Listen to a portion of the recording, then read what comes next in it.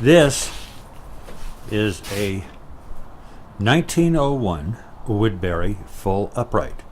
We'll be doing almost a complete restoration on this piano.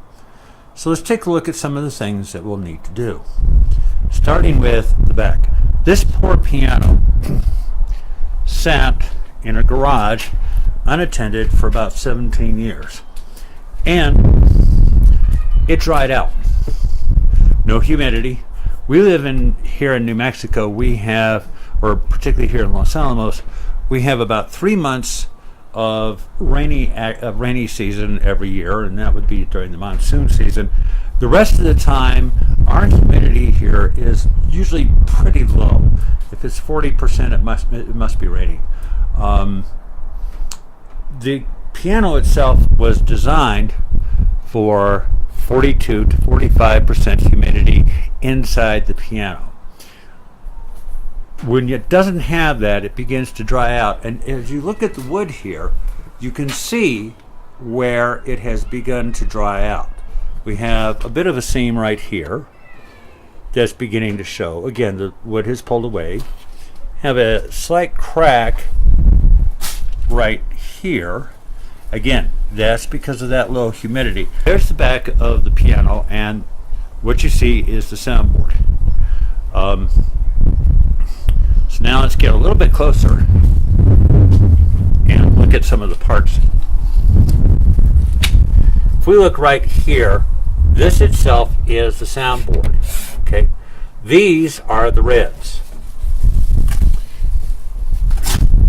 Happily, what we've done is I've already checked all the ribs. The ribs are all still nice and tight.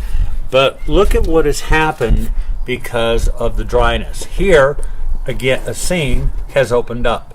And a seam has opened up here. And then I have this really long seam here that opened up. Again, we need to get a slightly different angle. There we go.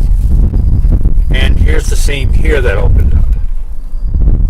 Now that seam runs the entire length all the way down the piano, and it's pretty open here, as you can see.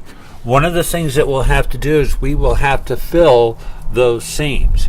If we look at the top of the piano, by the way, up here, what we can see is obviously this thing was painted black over some kind of veneer, and what color that veneer is we don't quite know yet.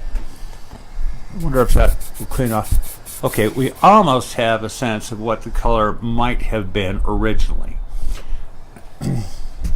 We'll be refinishing the piano, and when we do, we'll probably go ahead and do as we did before, take off not only all this old black paint, which was a very popular thing back in the 40s, by the way, but we'll also probably take off the original color, which is not in the greatest shape anyway, sand it down a little bit, and then we'll recolor it using the Minwax oil-based colonial maple stain. Here's one here that I just finished refinishing.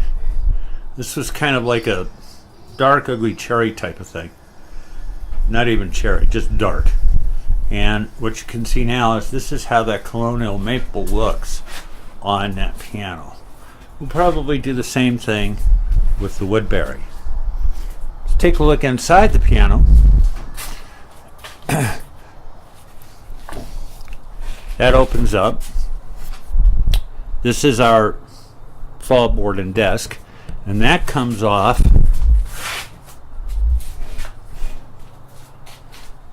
It's just a matter of lift it and detach it. So that's going to come off. And when we do the finishing on this, there is in here a pattern, a stippling pattern. And we want to keep that.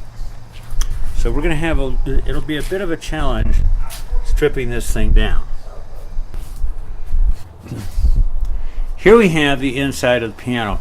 Right now you'll see that my hydrometer says the inside of the piano is about 50% humidity. We're still at the tail end of our monsoon season, so the outdoor humidity is getting in the piano, and we have a humidifier down below. The strings have all had it, so we'll be replacing all of these strings. Also, take a look at the hammers. These hammers, here's one here. If we look at it this way, you can see the hammer is all chewed up and beaten up. The hammers are really hard, almost brittle as far as being hard. They're too hard for being able to play properly and to respond properly. We'll be replacing all of the hammers. It's 88 hammers. We'll also be replacing the dampers, the damper felts on all of the dampers. And again, you can see the damage and just the wear and just how much that needs to be changed. So strings, dampers, hammers. We take a look at a couple of the keys here on the action. There we go. That's the jack.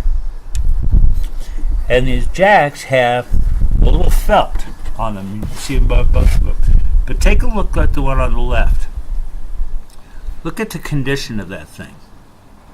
That again is caused by not enough humidity and the felt drying out and then beginning to crumble. On every single jack, we're going to have to replace that backing felt there.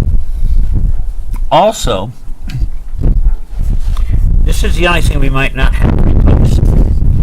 If you look here on the catcher, there is a piece of leather.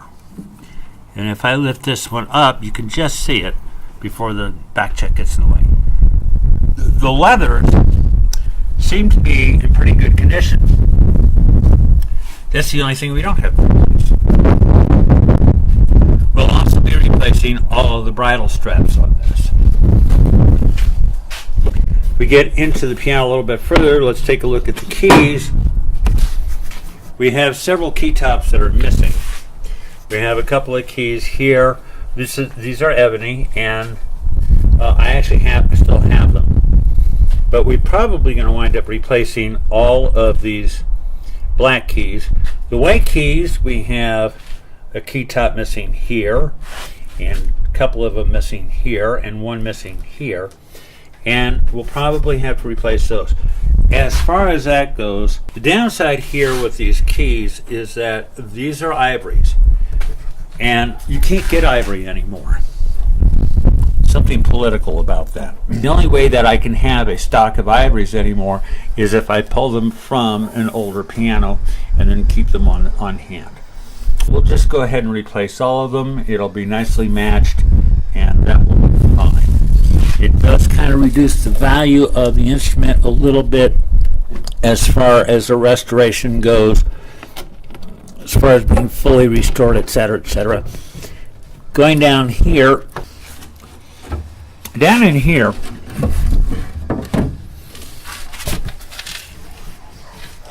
again, you can see the condition of the strings. They definitely need to be replaced. So we'd be doing that. And there is that large crack we were talking about, or that seam separation we were talking about right there. You can see light through it.